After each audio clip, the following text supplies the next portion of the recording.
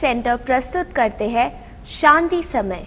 प्रभु यीशु मसीह के नाम में मैं आप सबका शांति समय में स्वागत करती हूँ। आइए कुछ वक्त प्रभु यीशु मसीह की स्तुति आराधना में बिताए गीतों के द्वारा।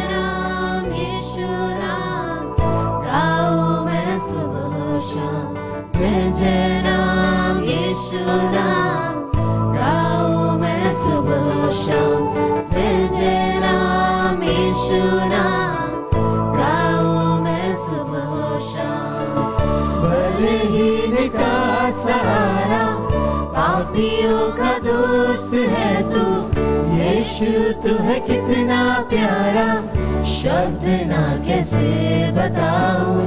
बलहीन का सहारा, पापियों का दोस्त है तू। यीशु तू है कितना प्यारा, शब्द ना कैसे बताऊं। जय जय राम यीशु नाम, गाऊं मैं सुबह शाम। जय जय राम यीशु नाम,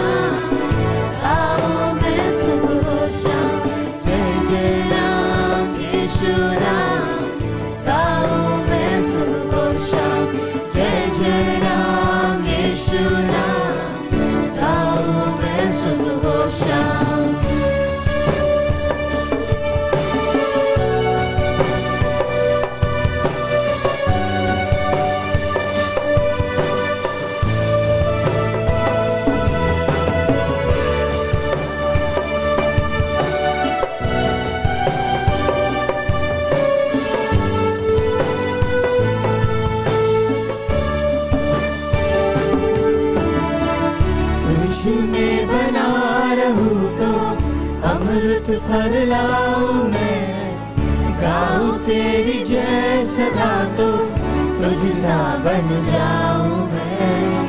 तुझ में बना रहूं तो अमृत फल लाऊं मैं, गाऊं तेरी जय सदा तो तुझ सा बन जाऊं मैं। जय जय राम यीशु नाम, गाऊं मैं सुबह शाम। जय जय राम यीशु नाम, गाऊं मैं सुबह शाम। जय जय राम यीशु नाम, गाऊं मैं सुबह शाम। जय जय राम यीशु नाम, गाऊं मैं सुबह शाम।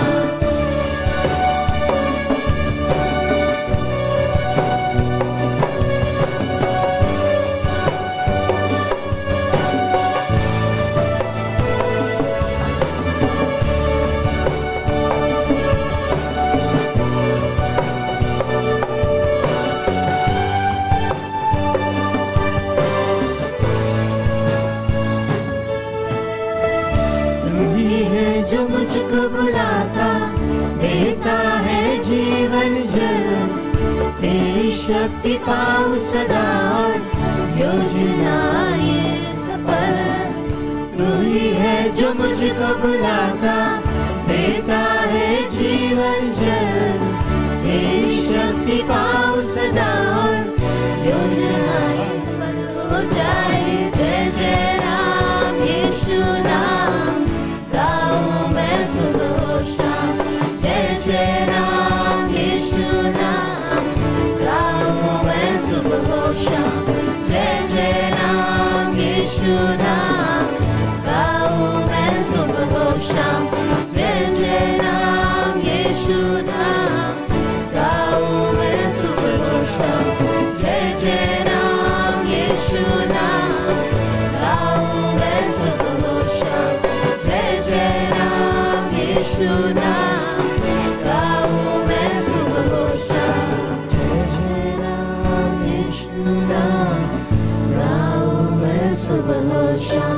जय जय राम यीशु नाम गाऊं मैं सुबह शाम।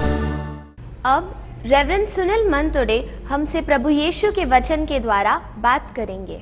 प्रभु यीशु मसीह के नाम से शांति समय में आपका स्वागत है। विश्वास करते हैं आज का दिन आनंद का है, प्रभु की शांति का, प्रभु की उपस्थिति में चलने का। और हम जो यीशु के साथ सत्संग कर रहे हैं, प्रभु के लोग के साथ सत्संग कर रहे हैं, और ये संगति हमारे लिए आशीष का कारण होगा, क्योंकि हमारी संगति प्रभु के वचन के द्वारा हमेशा फलदायी बनती है, लोगों के लिए बरकत और शांति आनंद देती है। और विश्वास करते हैं आज प्रभु के वचन ग्रहण करने के द्वारा आपका जीवन आशीषित होगा। आपको चंगाई में, प्रभु के सामर्थ्य में और उसके पवित्र आत्मा की उपस्थिति में आपका जीवन विजय का होगा। हम लोग सीख रहे हैं किस तरह से कि मत्ती उसका 6वां अध्याय 9 से लेकर कि जहाँ पे प्रभु यीशु ने अपने चेलों को प्रार्थना करने के लिए सिखाया, और उस प्रार्थना को हम लोग हमारे सामने नमूना रखते हैं, हमारे सामने ढांचा है, जिसकी तरह से जिस मुद्दे के अनुसार प्रार्थना करेंगे। तो मैं आपको विश्वास देना चाहता हूं कि जब हम प्रार्थना करेंगे तो हमारी प्रार्थना परमेश्वर सुनेगा। यही विश्वास मैं आपके जीवन में पैदा करना चाहता हूँ, चेतावनी देना चाहता हूँ, उत्तेजना देना चाहता हूँ कि जब आप प्रार्थना करेंगे आप ऐसे व्यक्ति बनेंगे कि मैं प्रार्थना करता हूँ और यीशु मेरी प्रार्थना सुनता है। मैं प्रार्थना करता हूँ, लोग चंगे हो जाते हैं। मैं प्रार्थना करता हूँ, लोगों के जीवन में आशीष और बरकत आती है। यही विश्वास मैं आपको प्रभु के वचन के द्वारा सिखा रहा हूँ, और विश्वास करता हूँ कि बहुत सारे लोगों ने हमें फ़ोन किया, हमें ईमेल के द्वारा लिखा, संपर्क हमारे साथ बनाए रखा, ताकि उनको जो आशीष मिली है, उनका जीवन जिस तरह से आशीषित हुआ है, हम धन्यवाद देते हैं कि प्रभु ने हमारा जीवन लोगों के लिए आशीषित किया है। बहुत सारे लोगों के परिवार में शांति, आनंद और उनके जीवन में बहुत बढ़ोतरी और बरकत आ रहे हैं। धन्यवाद देते, विश्वास करते हैं कि आज का ये वचन कि जिस प्रार्थना के द्वारा हम आपको एक एक मुद्दे के अनुसार सिखा रहे हैं, और आप जब इसका सराव करेंगे, आप जैसे प्रैक्टिस करेंगे, आपको अनुभव किस तरह से प्रभु आपका इस्तेमाल कर रहा है आपके जीवन के लिए, आपके परिवार के लिए, आपके दोस्तों को आपका जीवन आशीषित बन रहा है। इसलिए मैं बता रहा हूँ कि आपको कि हमारे सामने प्रार्थना जो है, किस तरह से हम प्रार्थना के लिए हम अपने आप की तैयारी करते हैं। जैसे मैंने शिकारी के बारे में बोला, वो जानता है कि मुझे किसकी शिकार करना है, उसके सामने उसका लक्ष्य क्या है, इसलिए वो लक्ष्य प्राप्त करने के लिए तैयारी करता है, और उसको तैयार करने के द्वारा अपने आप को तैयार करता है कि उस लक्ष्य को मैं मेरे जीवन में प्राप्त कर सकूं। मैंने पहला शहर जो आपके सामने लक्ष्य रखा था वो कि हमारे सामने परमेश्वर का सम्मान करना, आदर करना है, किस तरह से परमेश्वर का नाम पवित्र माना जाए। दूसरा, किस तरह से उसका राज्य जो है वो राज्य हमारे जीवन में हम अनुभव कर रहे हैं। तीसरा जो हमने लक्ष्य रखा कि किस तरह से प्रभु की इच्छा के अनुसार हम चलेंगे। चौथी, किस तरह से हमारे हर दिन की रोटी, हमारी हर जरूरत, हमारे हर मांग को किस तरह से प्रभु पूरा कर सकता है जब हम अपने लक्ष्य को प्राप्त करेंगे। मैं आगे देखा कि किस तरह से हमारे सामने लक्ष्य हुआ कि मैं इस तरह प्रभु के अनुग्रह में, दया में चलता हूँ तो मेरे पापों की क्षमा प्रभु ने की है, मुझे उद्धार की क्षमा दी है और मुझे क्षमा के पुनर्स्थापित किया है। उसके बाद हमने देखा कि प्रभु का वचन कहता है, जैसे हम लोग फिर से इस समय हम प्रभु की प्रार्थना जो हमने सीखी है उसके बारे में आने वाले दिनों में इस प्रार्थना का हम हमारे जीवन में आचरण करते हुए इस प्रार्थना का अनुभव करें, किस तरह से परमेश्वर हमारी प्रार्थना सुनता है और उसका उत्तर देता है। यहाँ लिखा है मत्ती का 6वां अध्याय 9 से आगे, अंत तुम इस रीति से प्रार्थना क्रिया करो, हे हमारे पिता तू जो स्वर्ग में है, तेरा नाम पवित्र माना जाए, तेरा राज्य आए, तेरी इच्छा जैसे स्वर्ग में पूरी होती है वैसे पृथ्वी पर भी हो। हमारे दिन भर की रोटी आज हमें दे, और जिस प्रकार हमने अपने अपराधियों को क्षमा किया है वैसे तू भी हमारे अपराधों को क्षमा कर, और हमें परीक्षा में न ला परंतु बुराई से बचा, क्योंकि राज्य और पराक्रम और महिमा सदा तेरी है, आमीन। इसलिए मैं आपको बताना चाहता हूं कि किस तरह से हम एक विजय से दूसरे विजय की ओर जा रहे हैं। हम अपने आप को देखेंगे, हमारे जीवनों का परीक्षण करेंगे तो हम उस जगह पे नहीं जहाँ से हमने शुरुआत की, हम लोग आगे आगे आगे हम विजय की ओर बढ़ते जा रहे हैं। प्रभु चाहता है कि हमारा जीवन विजय का हो, सिर्फ हमारे लिए नहीं लेकिन हमारा जीवन लोगों के लिए, जिन लोगों के साथ हम संगति करते हैं, जिस परिवार में हम रहते हैं, जिन लोगों के साथ हम संगति करते हैं, उनके लिए आशीष का कारण बन सके। और विश्वास करता हूँ कि इस समय इस मुद्दे के हम विश्वास प्रार्थना करने वाले हमारा लक्ष्य है कि प्रभु तू हमें परीक्षा में न आने दे, न परीक्षा में ला। मैंने बताया प्रभु का वचन कहता है याकूब 1:13 के अनुसार परमेश्वर हमें मोह में नहीं लाएगा, परमेश्वर हमें परीक्षा में नहीं लाएगा। तो जो सच्चाई हमें मालूम होना जरूरी है कि परीक्षा में कौन लाता है, मोह कौन लाता है।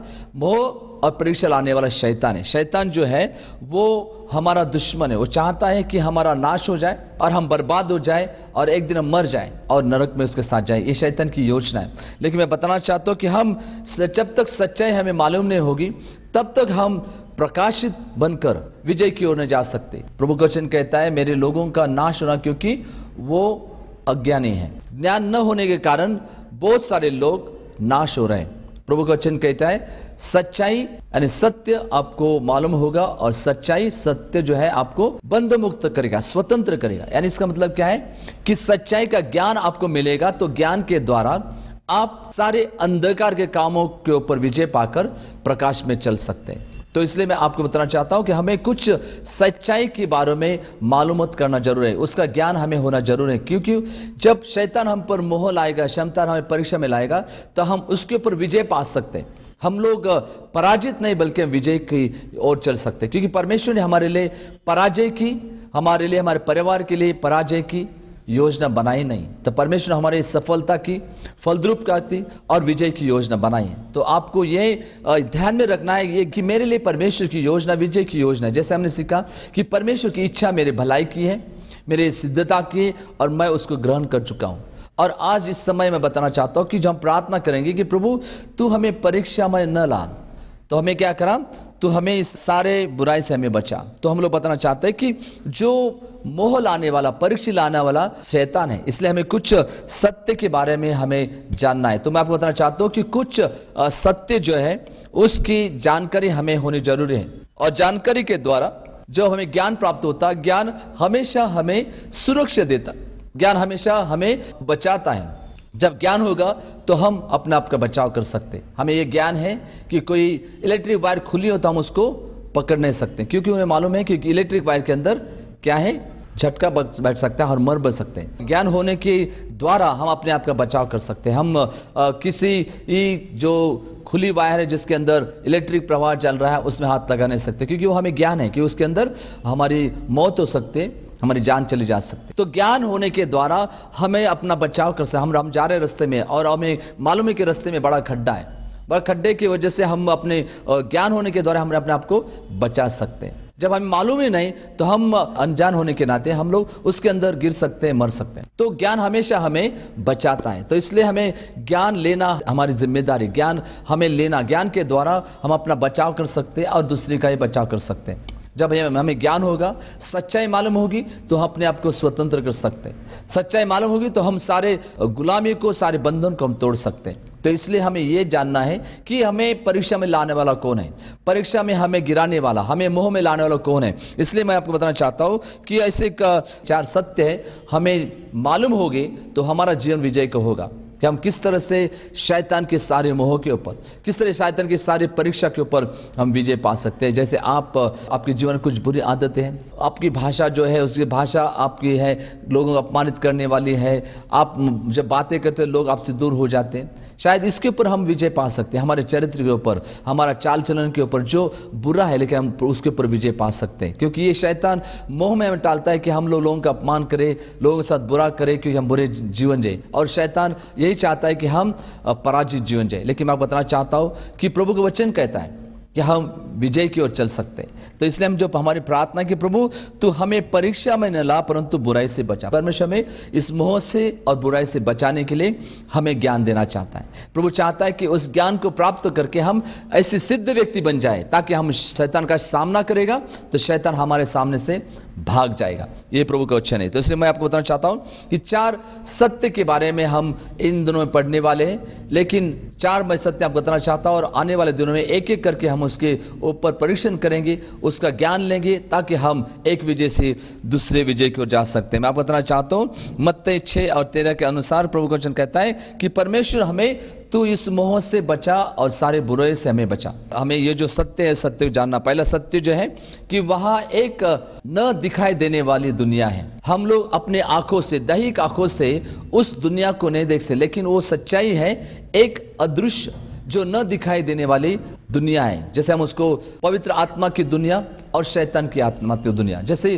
पिता परमेश्वर को हम नहीं देख सकते लेकिन उसका अनुभव कर सकते, जैसे शैतान की बुराई को हम नहीं देख सकते लेकिन उस बुरे आत्मा के अनुभव हमारे जीवन, उसके ऊपर असर हमारे जीवन में हो सकता है। तो यही हमें पहले सच्चाई है कि जब वहां पे एक दिखाई देने वाली, न दिखाई देने वाली दुनिया है, ये सच्चाई हमें मालूम होनी चाहिए। दूसरी जो है कि वहां एक न दिखाई देने वाला दुश्मन है, उसका नाम है शैतान, जो बाइबल में उसका नाम लूसीफर भी कहा गया है। यह दूसरी सच्चाई हमें मालूम होना चाहिए। मैं आपको बताना चाहता हूं, यह ज्ञान लेना जरूरी है। एक न दिखाई देने वाली दुनिया, दूसरा न दिखाई देने वाला दुश्मन जो हम पर वार करता है, हमें मोह में लाता है, हमें परीक्षा में लाता है। तो ये उसके बारे में हम लोग पढ़ने वाले हैं, आने दिनों वाले में इसका ज्ञान लेने वाले। तीसरी बात जो है कि शैतान जो है वो धूर्त है, वो जो है बहुत होशियार है और वो एक योजना रीति से वो हमेशा लोगों के ऊपर चाल करता है। तो हम जानते हैं कि वो शिस्ती के जैसे किस तरह से हम लोग उसको देखते हैं, डिसिप्लिन वे वो योजना बनाते हैं। शैतान ने योजना बनाई है आपको बर्बाद करने की, आपके परिवार को बर्बाद करने की, आपकी शादीशुदा जिंदगी बर्बाद करने की, आपके जीवन में बुराई, अशांति और आपके जीवन में सारी गड़बड़ी लाने की योजना उसने बनाई।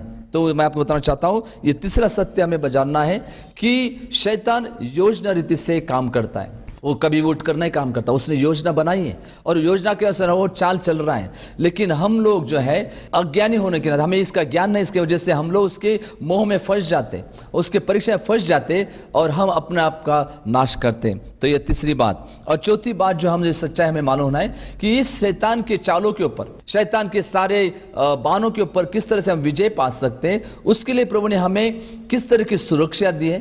परमेश्वर ने हमारे लिए सारे हथियार उपलब्ध किए कि हम लोग शैतान के साथ सामना करके उसको पराजित कर सकते। ये सच्चाई हमें मालूम होना चाहिए कि प्रभु ने हमारे लिए पराजय की योजना बनाई नहीं, परमेश्वर ने हमारे लिए मुसीबत की, बीमारी की और सारे बंधन की योजना बनाई नहीं, परमेश्वर ने हमारे लिए विजय की योजना बनाई। तो मैं आपको बताना चाहता हूं कि ये दिनों में हम लोग सीख रहने वाले हैं किस तरह से ये सच्चाई को मालूम होने के द्वारा अपने आप को हम क्या कर सकते हैं, बलवान बना सकते हैं। किस तरह से हम अपने आप को एक शक्तिशाली बना सकते हैं शैतान के सारे मोह के ऊपर, शैतान के सारे चालों के ऊपर, सारे शैतान के सारी योजना के ऊपर हम विजय पा सकते हैं। तो मैं आपको बताना चाहता हूं कि आने वाले दिनों में हर एक मुद्दे के अनुसार हमारा जो लक्ष्य है, हम उस लक्ष्य के अनुसार हम विजय पा सकते हैं। तो मैं आपको बताना चाहता हूं कि पहली बात जो हमने आज देखा है कि पहली सच्चाई हमें मालूम हो गई कि वहां एक न दिखाई देने वाली दुनिया है, उसका असर हम पर होता है।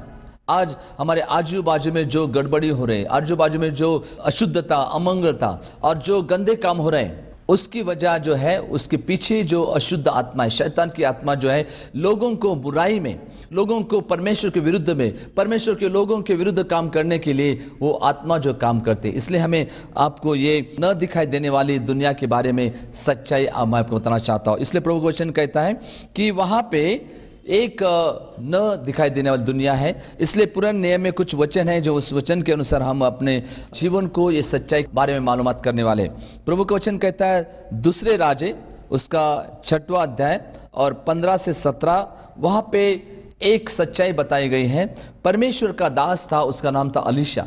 जो अलीशा जो था और उसके पास उसका एक सेवक भी था। अलीशा जो परमेश्वर का भविष्यवक्ता था, जो लोगों को परमेश्वर के बारे में बताता था, भविष्य करता था, लोगों के जीवन में अद्भुत काम करता था। उसका जो सेवक था ओ और उसका सेवक ओ एक जगह पर रहते थे। तो एक दिन ऐसा हुआ कि जब उसके सेवक ने बाहर देखा, खिड़की से बाहर देखा, तो प्रभु वचन कहता है इस दूसरे राज्य 6वां अध्याय 15-17 तक कि वहां पे उसने देखा कि दुश्मन ने सारे शहर को, उनके पर्वत को पूरी तरह से उनके गांव को घेर चुका है और उसने देखा दुश्मन चाल करके आ रहे हैं। तो वो सेवक जो है, वो नौकर जो डर गया और आके अलीशा से कहने लगा, हे प्रभु हमारा क्या होगा, क्योंकि दुश्मनों ने चारों ओर से हमें घेर लिया है।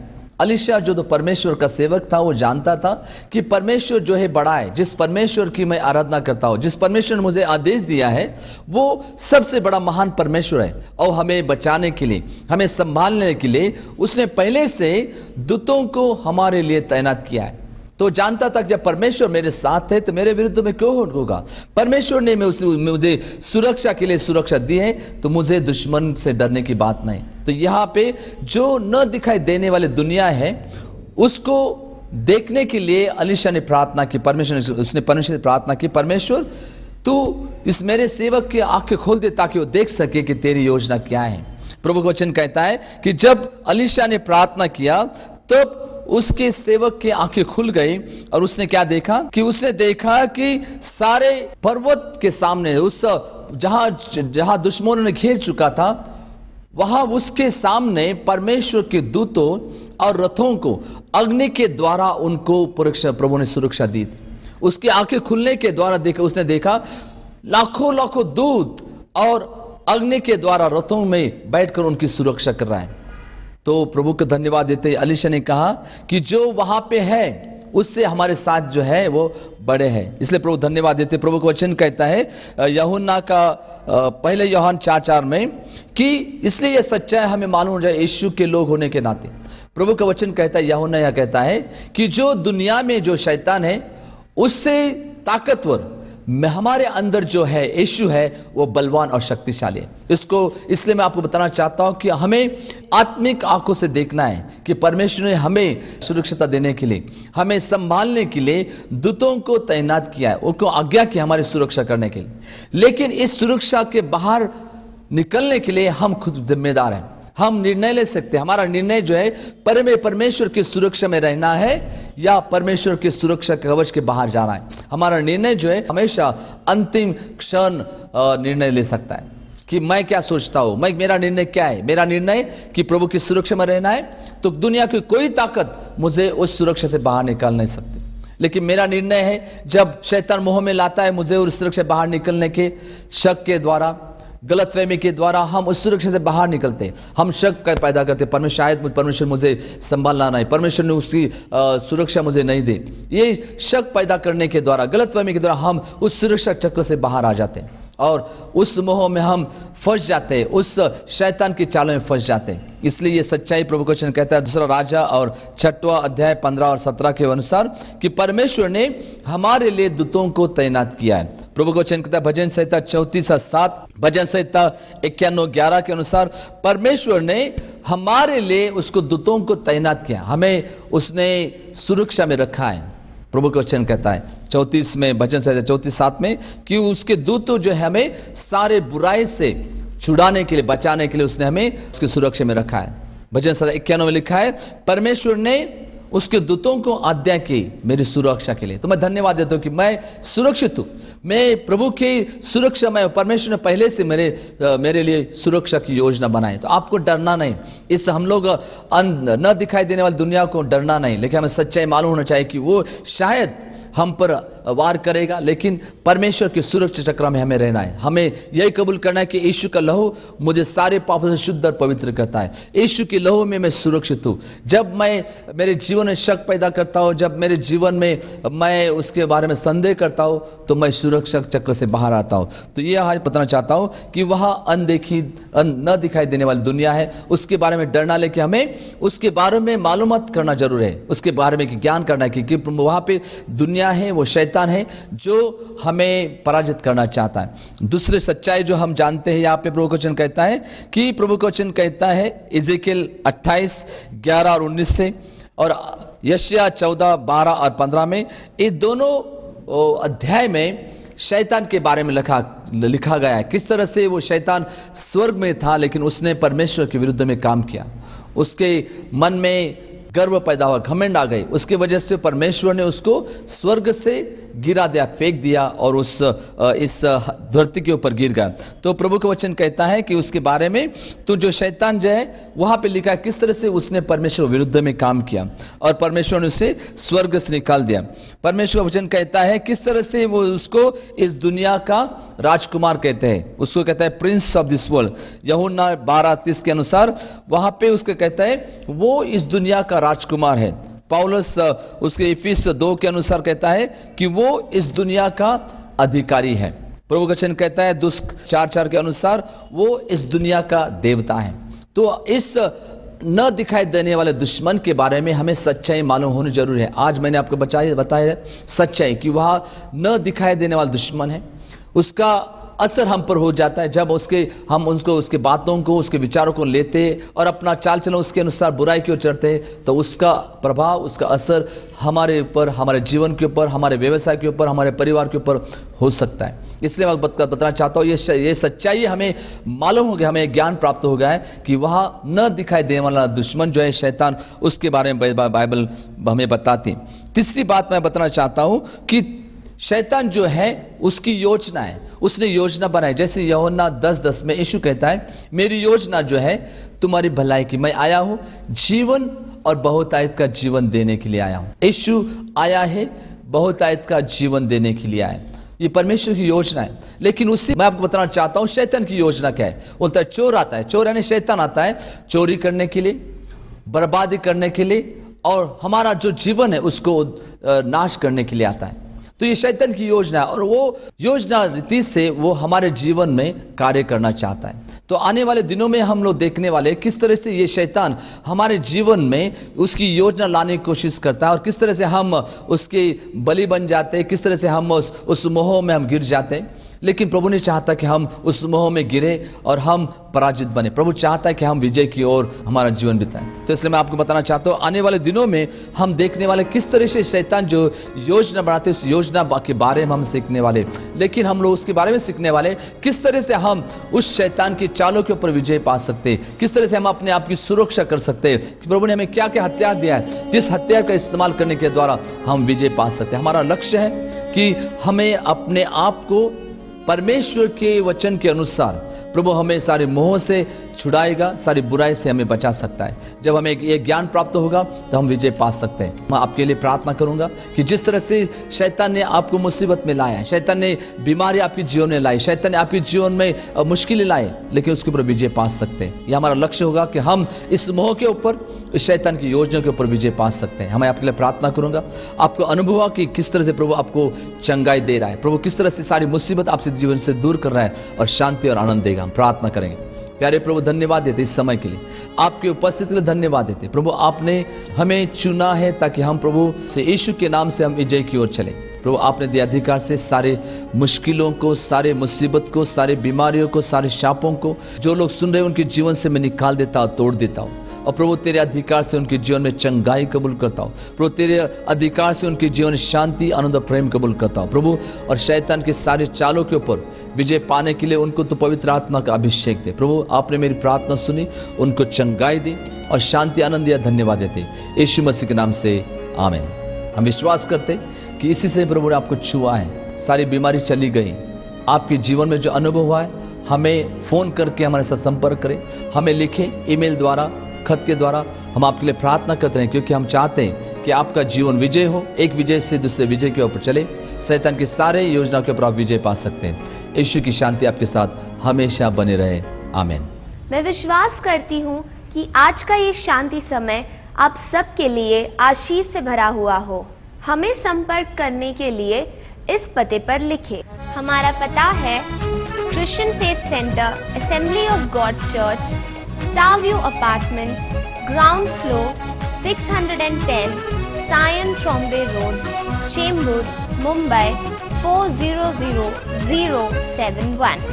हमारा पता है Christian faith centre, assembly of God church, Starview apartment, ground floor, 610 Sion Trombay road, Chembur, Mumbai 400071।